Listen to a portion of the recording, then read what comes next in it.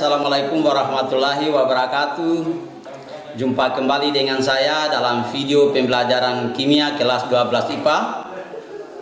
Nah, adapun materi pembelajaran kita kali ini adalah lanjutan dari topik pembelajaran kita pada minggu lalu, yaitu masih seputar sifat-sifat koligatif larutan.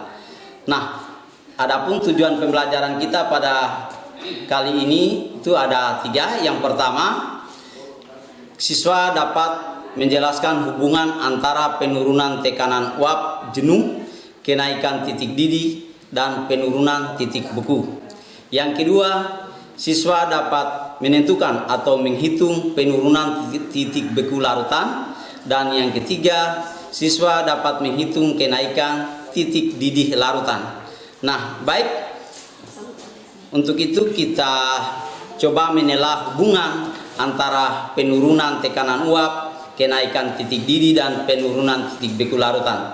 Di sini ada gambar skema hubungan antara tekanan dan suhu.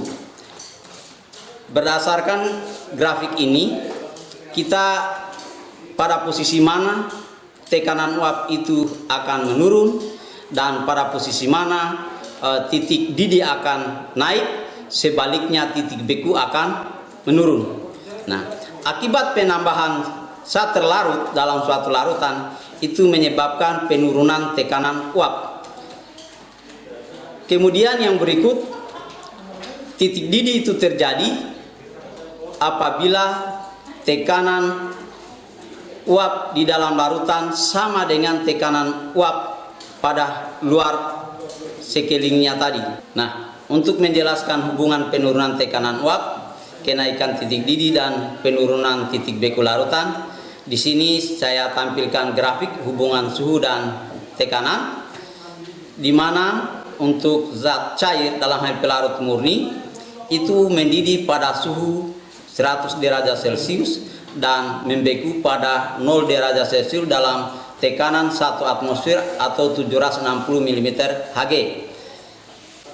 Setelah penambahan zat terlarut, itu terjadi pergeseran kenaikan titik didih atau delta TB. Kenapa disebut kenaikan? Akibat penambahan zat terlarut tadi, maka titik didih larutan itu meningkat.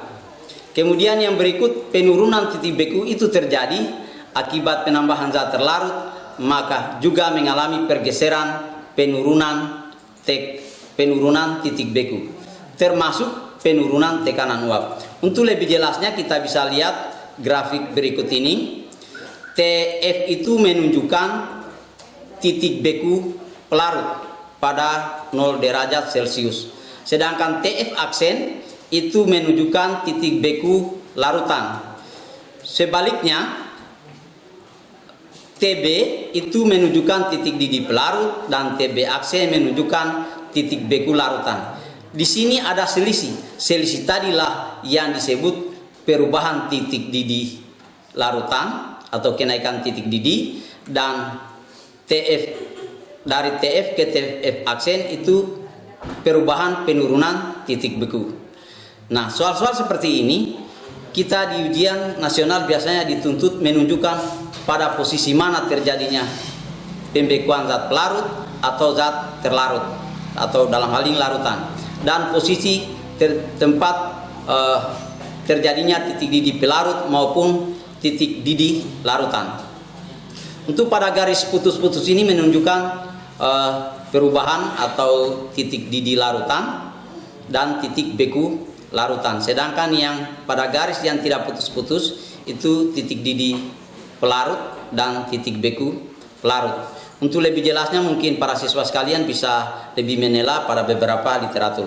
Nah, sekali lagi jadi saya simpulkan bahwa suatu zat itu dikatakan mendidih apabila zat cair akan mendidih jika tekanan uap jenuh zat cair itu sama dengan tekanan udara yang ada di sekitarnya, yaitu pada suhu 1 atmosfer atau 760 mm Hg. Baik, selanjutnya kita masuk pada konsep persamaan hubungannya dengan kenaikan titik didih. Pada pertemuan yang lalu saya sudah sampaikan bahwa kenaikan titik didih itu disimbolkan dengan delta TB yang dirumuskan titik didih larutan dikurangi titik didih pelarut. Atau juga delta TB itu sama dengan molal kali tetapan kenaikan titik didih. Ya, disimbol kalau molal disimbol dengan M atau kemolalan, dan KB itu tetapan kenaikan titik didih molal, di mana M itu sendiri adalah gram per ml atau kali 1000 per P. Berikut ini beberapa tetapan kenaikan titik didih molal untuk zat cair, ya, mulai dari air, alkohol, eter, kloroform, benzena, dan aseton. Ini berdasarkan hasil riset. Jadi nilai-nilai ini menjadi acuan kita dalam melakukan penelitian selanjutnya. Terus kemudian kenapa ini berbeda-beda nilainya? Itu berdasarkan titik didihnya masing-masing berbeda.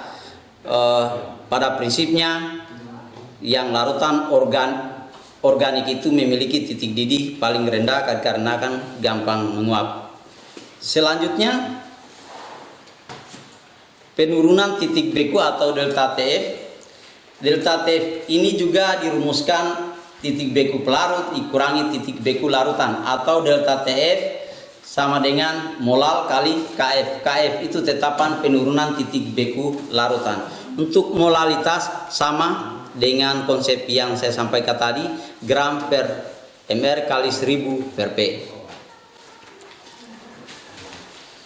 Juga ini ada tampilan tetapan penurunan titik beku molal atau disimbol KB untuk air, benzena.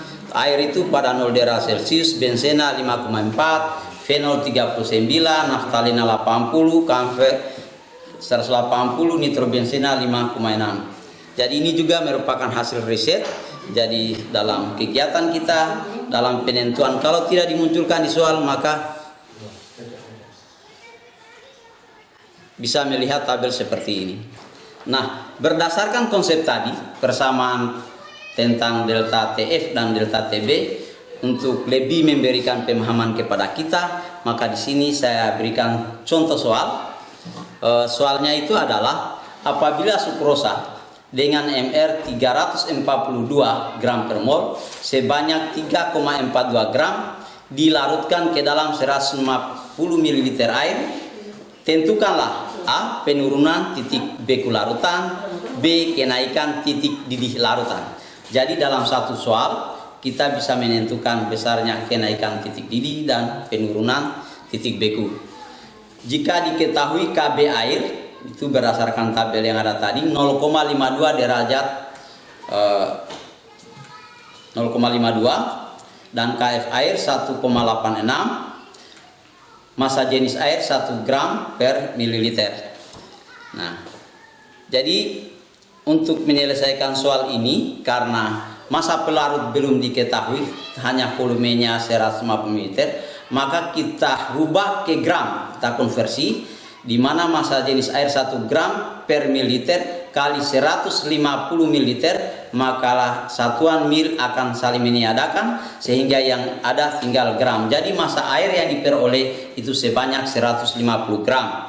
Kemudian KB air 0,52, KF air 1,86. Kita masukkan dalam persamaan delta TF sama dengan M kali KF, di mana M itu massa sukrosa per ml sukrosa, massanya 3,42 per 342 kali 1000 per P. P-nya itu massa pelarut 150 dikali KF-nya, KF 1,86. Itu didapat 0,124 derajat Celcius. Jadi itulah besarnya penurunan titik beku. Nah, titik beku, jadi kalau kita mau tentukan titik beku larutan, karena membeku pelarut 0 derajat Celcius, maka titik beku larutan sama dengan 0 derajat Celcius dikurangi 0,124 derajat Celcius. Itu menjadi min 0,124 derajat Celcius. Ini menunjukkan terjadi penurunan titik beku. Kemudian yang bagian B itu ditanyakan delta TB-nya, di mana delta TB itu M kali KB, di mana M itu massa sukrosa dibagi MR sukrosa kali 1000 per P kali KB, KB-nya 0,52, dengan persamaan yang sama didapat hasil 0,035 derajat Celcius. Jadi besarnya kenaikan titik didih sebesar 0,035 derajat Celcius. Jadi titik didih larutan itu kalau pelarut 100 derajat Celcius ditambah 0,35 derajat Celcius sama dengan 100,035 derajat Celcius. Berarti mengalami perubahan atau kenaikan titik didih. Dengan contoh soal ini, maka menunjukkan dari konsep yang kita sudah bahas tadi, itu hubungan penurunan tekanan uap dan kenaikan titik didih serta penurunan titik beku itu saling mempengaruhi akibat penambahan zat terlarut atau zat yang tidak mudah menguap. Demikian apa yang saya sampaikan. Mohon maaf atas segala kekurangan. Terima kasih atas segala perhatiannya. Mudah-mudahan apa yang saya sampaikan pada kesempatan ini bisa difahami para siswa sekalian. Dan adapun kalau yang kurang paham bisa lebih membaca literatur yang sudah ada hubungannya dengan yang saya sampaikan menyangkut penurunan tekanan uap, kenaikan titik didih dan sifat koligatif larutan. Billahi taufiq wal hidayah. Wassalamualaikum warahmatullahi wabarakatuh.